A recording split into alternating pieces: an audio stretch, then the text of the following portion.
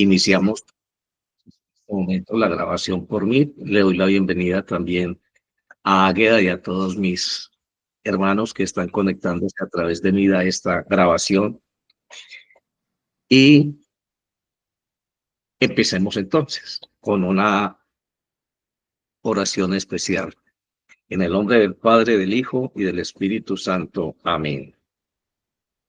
Santo, santo, santo es el Señor Dios omnipotente, que era, que es y que ha de venir siempre.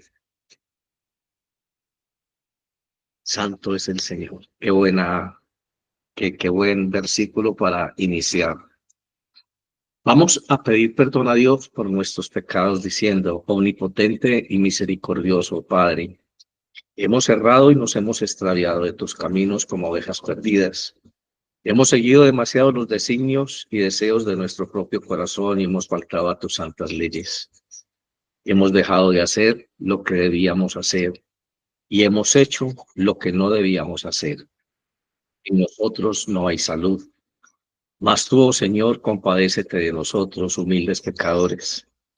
Libra, oh Dios, a los que confiesan sus culpas y restaura a los que se arrepienten, según tus promesas declaradas al género humano en Jesucristo nuestro Señor. Y concédenos, oh Padre misericordioso, por su amor, que de aquí en adelante vivamos una vida sobria, santa y justa, para gloria de tu santo nombre. Amén. Padre nuestro que estás en el cielo, santificado es tu nombre. Venga a nosotros tu reino.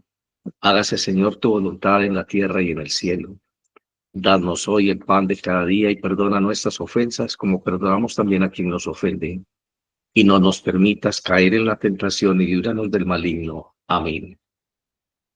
Bueno, hermanos, gracias. Vuelvo y repito, una vez más estamos acá reunidos para iniciar este día en la presencia de Dios. Vamos a tener 20 minuticos de reflexión y empezamos entonces leyendo la carta del apóstol Pablo a los Romanos en el capítulo 12, en el versículo 3. Dice así: porque en virtud de la gracia que me ha sido dada, digo a cada uno de vosotros que no piense más alto de sí que lo que debe pensar, sino que piense con buen juicio, según la medida de la fe que le fue entregada.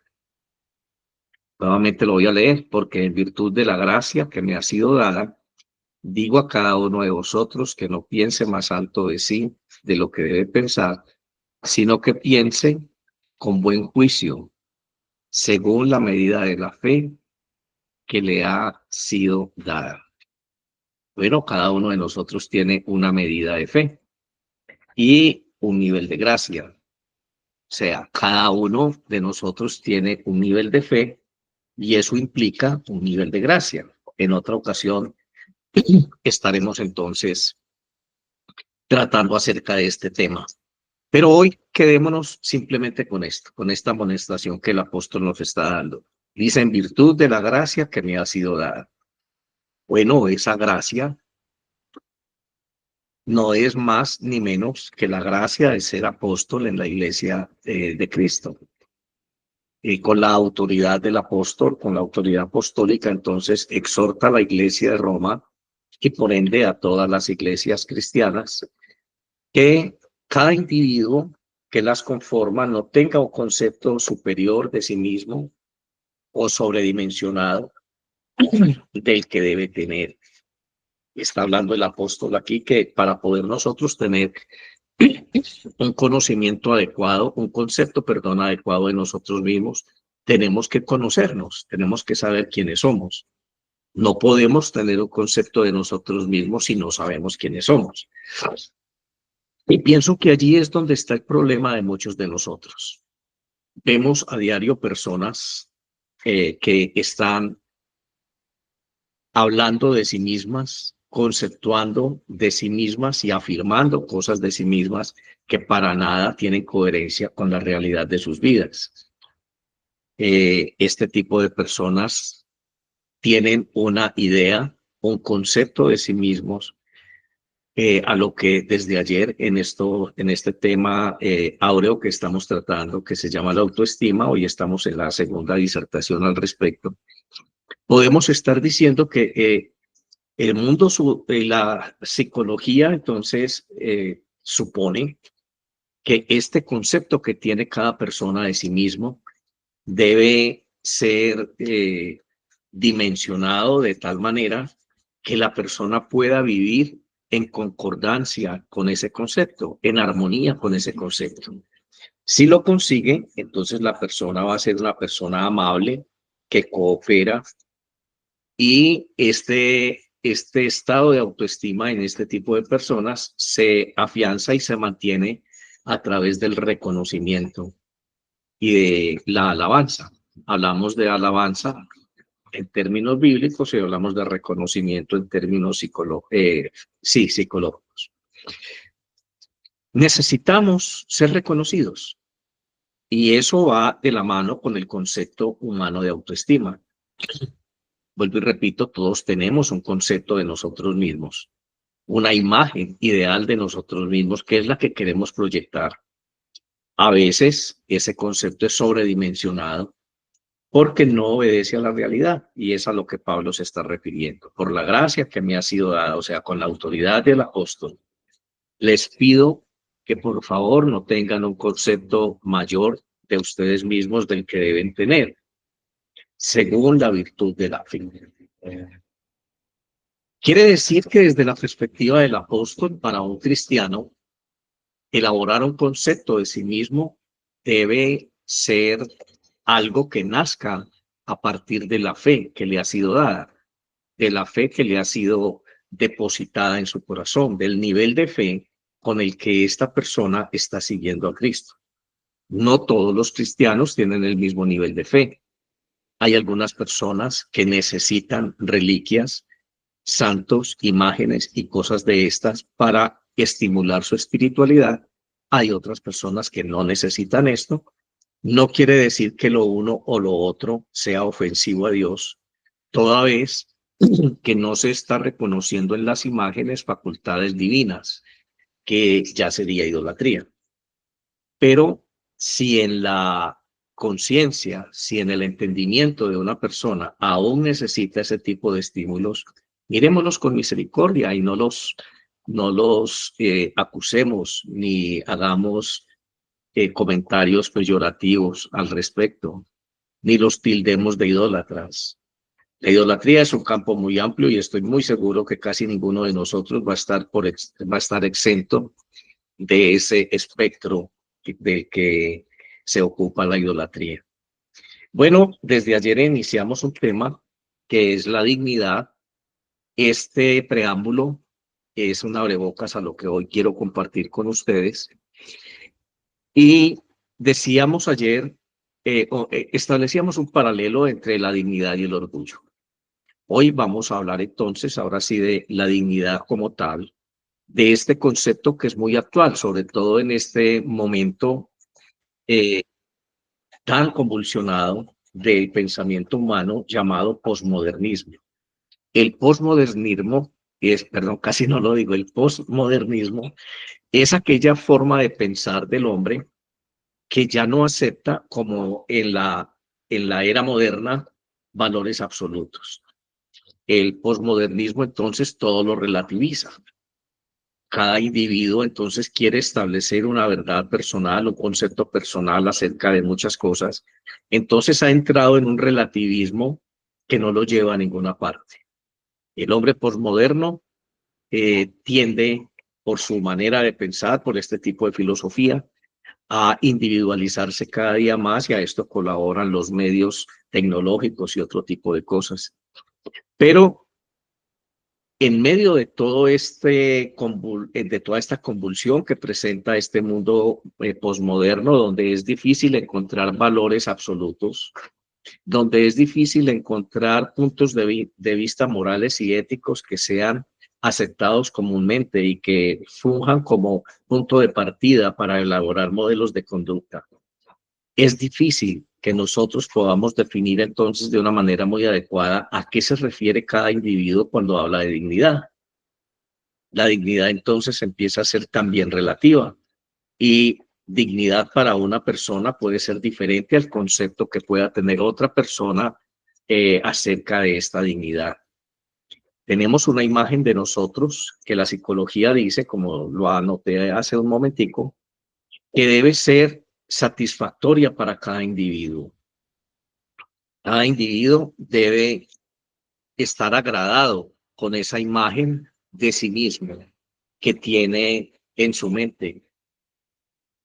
Eso le daría a cada individuo confianza y libertad para ser el mismo. Allá apunta todo discurso de la psicología y lo sobredimensiona entonces todo discurso de la nueva era y algunos tratados ya esotéricos que están llevando esto a un nivel más arriba de lo que propone simplemente la psicología, y es sobredimensionar al hombre, y ya entra la nueva era, como decíamos ayer, con algunos discursos acerca de enseñarle al hombre que es Dios, que la esencia de Dios está en él y que él tiene derecho a ejercer esa presencia de Dios de acuerdo a su criterio, a este concepto que tenga de dignidad, a ese concepto de sí mismo. En dos palabras, cada individuo, según esta escuela de pensamiento, tiene el derecho de modificar con ese poder divino que hay en su esencia las circunstancias según su propio criterio, según su propio parecer. Así que todo esto en el fondo está sacando a Dios de su soberanía y del gobierno de nuestras vidas. Funcionamos entonces cuando, según la psicología, estamos de acuerdo con esta idea de nosotros mismos de una manera óptima.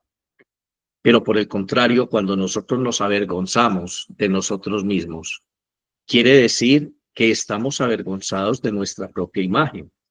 Tenemos un concepto de nosotros mismos equivocado, de acuerdo a los estándares sociales. Porque cuando nosotros no estamos de acuerdo con nosotros mismos, esos criterios de evaluación habría que mirarlos si son extraídos de las convenciones humanas, de esos estándares de modelo conductual adecuados o aprobados, o si tienen otro tipo de origen. Como quiera que sea, cuando un individuo no está en armonía con el concepto que tiene de sí mismo, con su propia imagen, entonces es una persona que no está, que se siente avergonzado de sí mismo. Este tipo de personas tratan de ocultar esa vergüenza y de no expresarla, así que entonces adoptan posturas asociales. Son personas retraídas, son personas que buscan el reconocimiento a través de la crítica, a través de un carácter posesivo, a través de la intransigencia. Muchas veces siempre son hostiles o tóxicos, como se dice en el lenguaje en el lenguaje moderno. Son personas muy difíciles de tratar y de convivir con ellos. Esto es simplemente, cuando hay una persona que se comporta de esta manera, es simplemente un asunto de falta de aprobación de sí mismo. Tiene un concepto de sí mismo del cual se avergüenza, no se acepta el mismo. Cuando alguien tiene un buen nivel de autoestima, entonces es una persona que coopera, es una persona amable, es una persona proactiva, puede trabajar en grupo, puede trabajar consiguiendo objetivos comunes. Esta persona brilla y resplandece y se siente agradada en lo que hace. Decíamos ayer, haciendo una referencia tangencial a lo que quizás ya vamos a empezar a tocar mañana con respecto a este tema, el ejemplo de dos ángeles. Decíamos que Dios de pronto en un caso hipotético envía dos ángeles a la tierra. El primero para que gobierne como máxima autoridad sobre el imperio más grande que pueda existir en la tierra. Y el segundo para que sirva de barrendero en las calles de ese imperio.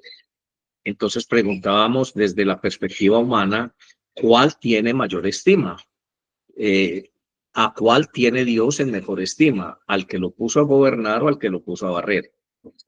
Y decíamos que ninguno de los dos estaría pensando en esas categorías humanas. Los dos estarían felices de estar haciendo lo que a Dios le agrada. Porque en los ángeles no existe el orgullo y no existe ese sentido de rivalidad. En ellos no hay un concepto de sí mismos con el cual estén luchando y con el cual estén contendiendo todos los días. Tener ese concepto de nosotros mismos, esa imagen de nosotros mismos en nuestro interior, nos reta diariamente a estar cumpliendo esos estándares. Cada día esa imagen nos está imponiendo nuevos modelos conductuales a medida que la persona crece o se desarrolla profesionalmente y ocupa mejores lugares de privilegio, no tanto en la sociedad como también en las empresas donde trabaje.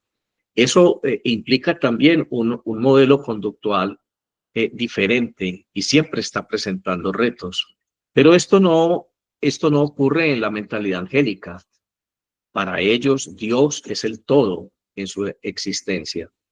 Así que cualquier cosa que ellos estén haciendo es motivo de gozo en su corazón, porque están simplemente haciendo la voluntad de Dios. Lejos del pensamiento de estos ángeles, pensar que Dios tiene un privilegio mayor a uno que a otro. Y cuando razonamos esto, entonces llamamos la atención a aquellas personas que siempre están cuestionando por qué hay ricos y por qué hay pobres, porque hay personas con unos niveles de bienestar superiores a otros y culpan a Dios por estas desigualdades sociales, culpan a Dios de ser el autor de este tipo de situaciones en medio de la sociedad. Bueno, el mundo piensa de esta manera. Cuando nosotros tenemos un modelo nuestro prefabricado, elaborado según criterios humanos de nosotros mismos, quiere decir que nosotros estamos pensando como piensa este mundo y estamos tratando de actuar bajo los estándares o modelos de conducta aprobados por este mundo. Así que cuando vemos que en el pueblo de Dios hay opresión, hay depresión, hay lágrimas, hay dolor. En medio de todas estas cosas, no falta la pregunta, ¿y por qué Dios me tiene así? ¿Y por qué Dios ha permitido esto en mi vida? ¿Y por qué Dios quiere esto para mí y no a aquel otro que según mi criterio, ese otro es más malo o al menos no es mejor que yo? Porque a los malos les va bien y a los buenos no. Bueno, pensar eso, entonces es pensar con criterios humanos. ¿Qué dice la Biblia respecto a la autoestima? Bueno, es muy poco lo que la Biblia nos puede hablar directamente de la autoestima. Yo creo que el versículo que más hace referencia a esto que estamos tratando es este versículo áureo con el que abrimos este devocional. Esto que Pablo nos dice, que cada uno de nosotros no tenga un concepto de sí mismo mayor al que debe tener. Está estableciendo un equilibrio y está diciendo Pablo que ese concepto tiene una raíz, aquel que le ha sido dada según la medida de la fe. Bueno, ya desde la perspectiva cristiana, el enfoque hacia el concepto de dignidad es completamente diferente. Aquí Pablo nos está diciendo que ese concepto o esa idea de nosotros mismos va a tener un inicio de elaboración y ese inicio definitivamente está puesto en la fe. ¿Qué te dice la fe de ti mismo? ¿Qué te dice la fe acerca de lo que tú eres? ¿Qué te dice la fe y la doctrina cristiana, que es en lo que tú crees, acerca de este tema? Bueno, vuelvo y repito, la Biblia no toca el tema de una manera directa, pero sí nos acerca desde algunas perspectivas a este concepto. Iniciemos entonces por remontarnos al inicio de la creación del hombre. El hombre entonces fue hecho de la siguiente manera. Vamos a leerlo. Génesis capítulo 1, versículo 26 al 31 dice, y dijo Dios, hagamos al hombre a nuestra imagen conforme a nuestra semejanza y ejerza dominio sobre los peces del mar, sobre las aves del cielo, sobre los ganados, sobre toda la tierra y sobre todo reptil que se arrastra sobre la tierra. Creó pues Dios al hombre a imagen suya. A imagen de Dios lo creó, varón y hembra los creó. Y los bendijo Dios y les dijo, sed fecundos y multiplicaos y llenad la tierra y sojuzgadla. Ejerced dominio sobre los peces del mar, sobre las aves del cielo y sobre todo ser viviente que se mueve sobre la tierra. Y dijo Dios, he aquí os he dado toda planta que da semilla, que hay en la superficie de toda la tierra y todo árbol que tiene fruto, que da semillas. Esto os servirá de alimento. Y toda bestia de la tierra y toda ave de los cielos y todo lo que se mueve sobre la tierra y que tiene vida, les he dado toda planta verde para alimento. Y así fue. Y vio Dios que lo que había hecho, y aquí que era bueno en gran manera, y fue la tarde y la mañana del día sexto. Fue bueno en gran manera. Dios afirma a través de este relato bíblico nos afirma que Dios nos hizo con una característica muy clara, ser su imagen y su semejanza.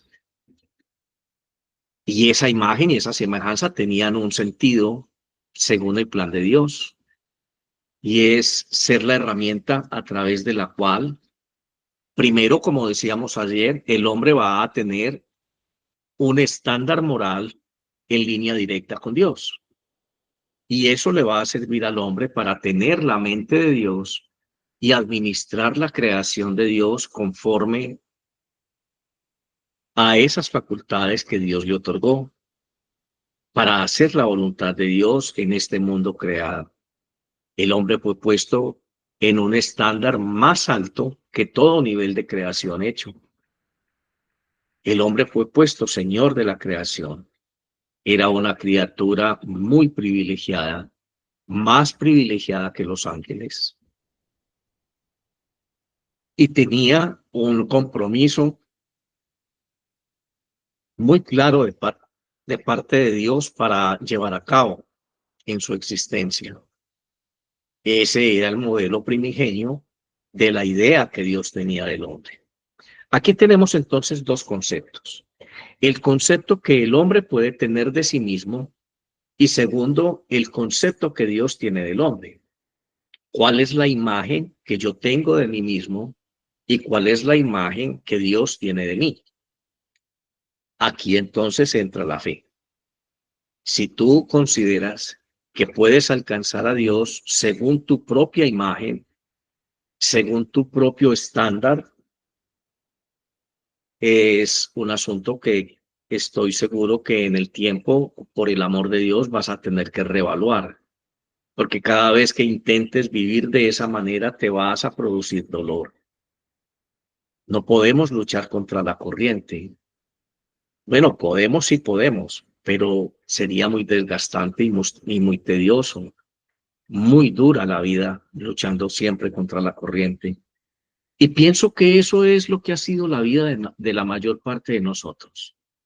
Hemos tratado siempre de luchar contra la corriente porque hemos enfocado nuestra existencia y nuestro quehacer permanente con una imagen que no corresponde a la realidad. Pablo sujeta este concepto de nosotros mismos a la fe. Y la pregunta es, en tantos años de vida cristiana, en tu iglesia, ¿qué nivel de fe has logrado desarrollar? Bueno, la fe es creer en algo o en alguien. La fe es aceptar ciertos postulados y la fe es tener una conducta personal de acuerdo a esos postulados. El que es abogado tiene que creer que es abogado y conducirse como un abogado. Y esa profesión exige un nivel de ética y un nivel moral propios de la profesión. Y sin eso no creo que pueda presentarse socialmente y aceptarse a sí mismo como abogado, igual para un médico o igual para un ingeniero. Aquí estamos hablando de un cristiano. ¿Cuál es ese estándar? ¿En qué están basados esa fe? El abogado está convencido y tiene una fe puesta en su conocimiento. Lo mismo el médico, lo mismo el ingeniero. Pero ¿qué conoces tú de Dios? ¿Qué conoces tú de esa naturaleza divina, de ese origen? ¿En dónde está basada tu fe? Y si tú no tienes una fe puesta claramente en lo que Dios es y se ha revelado a través de la Escritura, entonces yo dudo mucho que podamos tener una imagen de nosotros mismos en términos o según los criterios del apóstol Pablo.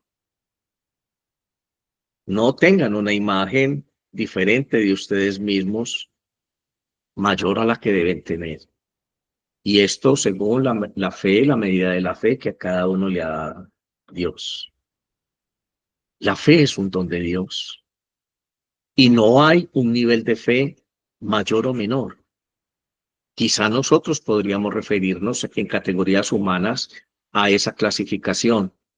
Jesús incluso lo dijo, si tuviera fe como un grano de mostaza, refiriéndose a una muy pequeña porción de fe. Pero realmente la fe como don de Dios es algo que se cultiva, es algo que crece. Todo lo que viene de Dios y forma parte de su esencia, por el solo hecho de ser parte de la esencia divina, tiene un carácter infinito, no se puede medir. Siempre está en continua expansión como el universo mismo. Nunca alcanzaríamos un nivel de fe X o Y.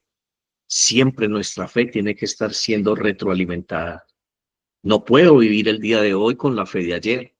No puedo enfrentar los problemas de hoy con la fe de ayer. No puedo conceptuarme a mí mismo como lo hacía ayer. Cada día es nuevo. Cada día presenta su propio afán, sus propios retos. Este devocional tiene esa orientación. Que Dios escriba en nuestro corazón aquello que va a alimentar nuestra fe, aquello que nos va a ayudar a tener un mejor concepto de nosotros mismos, que nos va a ayudar a construir la imagen divina en nuestros pensamientos.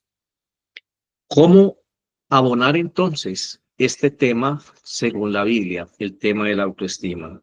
Yo pienso que entonces habría tres ideas centrales que manejar. La primera es el hombre antes de la caída, y es esto que estamos hablando. El segundo lugar, el hombre después de la caída. ¿Qué fue lo que pasó con el pecado? ¿Y qué pasó con esto de la autoestima? ¿Y qué pasó con esto de la imagen de Dios? Vamos a mirarlo también con un poco más de detenimiento. Y en tercer lugar, cuando la economía salvífica llega a su máxima expresión, cuando hablamos de economía salvífica estamos hablando del plan de Dios, cuando llega a su máxima expresión al culmen en Jesucristo. ¿Quién es el hombre entonces después del ministerio de Cristo? ¿Dónde estás ubicado? Estás ubicado en el segundo lugar, el hombre después de la caída. Yo creo que ahí estamos todos. No estamos el hombre antes de la caída, porque inevitablemente somos hijos y descendemos de hombres caídos, de hombres que contaminaron su inteligencia, su inocencia del mal, la contaminaron con el pecado. De allí venimos, o sea que eso nos ubica indefectiblemente en el segundo lugar, el hombre después de la caída. Pero algunos pretendemos estar en el tercer lugar, el hombre después de Cristo o el hombre en Cristo Jesús. Y muchos afirmamos estar en Cristo Jesús, pero nos conducimos y continuamos con imágenes mentales del hombre caído.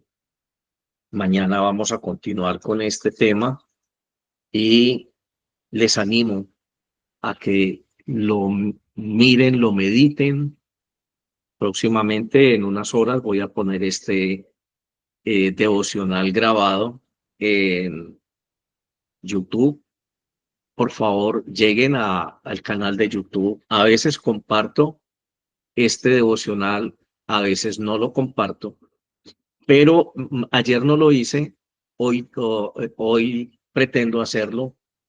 Eh, Desafortunadamente no tengo actualizada la aplicación que me permite traducirlo al inglés, subtitularlo en inglés. Entonces, como quiera que sea, pues mientras Dios provee, vamos a continuar publicándolo solamente en español.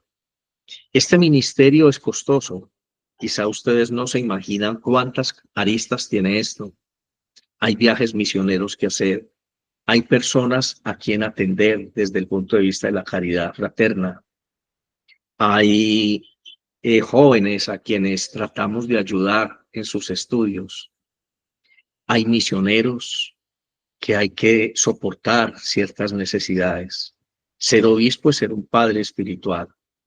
Y todos los días recibo llamadas de siervos de Dios que me dicen: obispo, no tengo esto, ore por mí.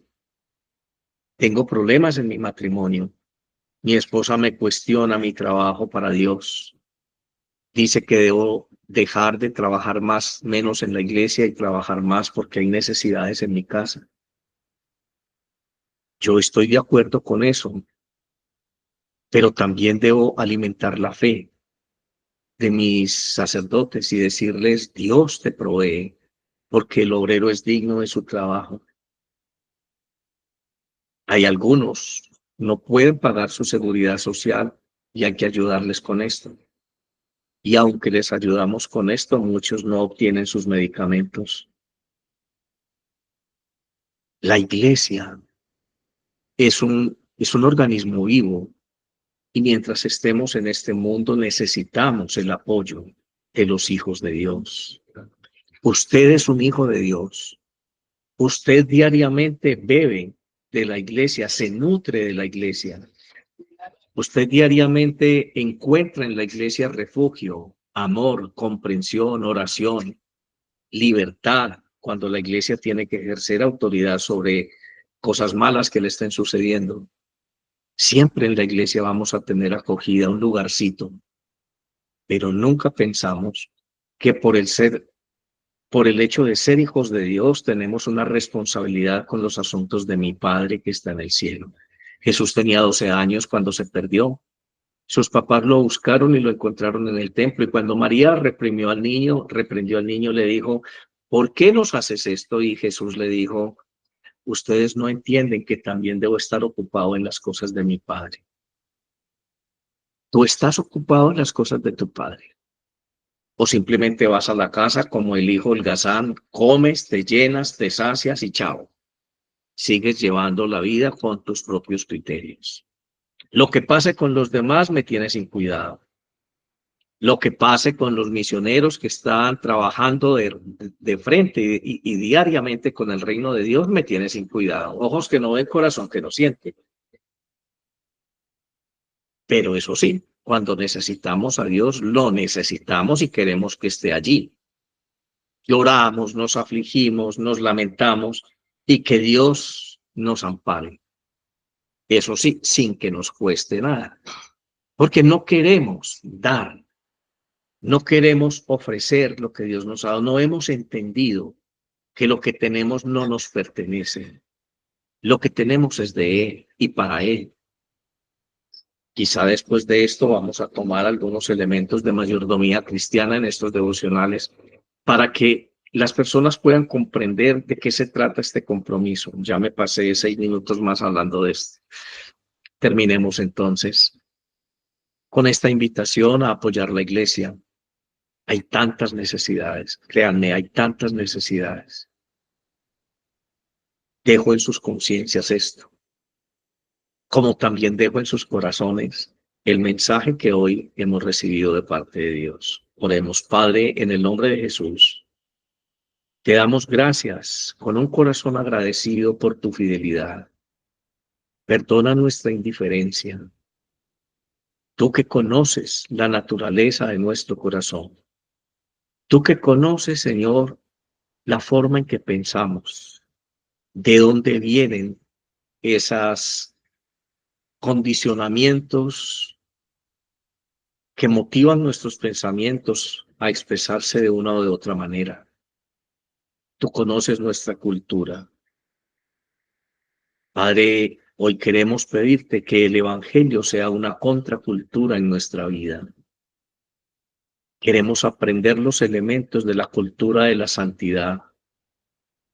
Queremos, Señor, ser permeados por la cultura de la convivencia santa de tus hijos en el cielo.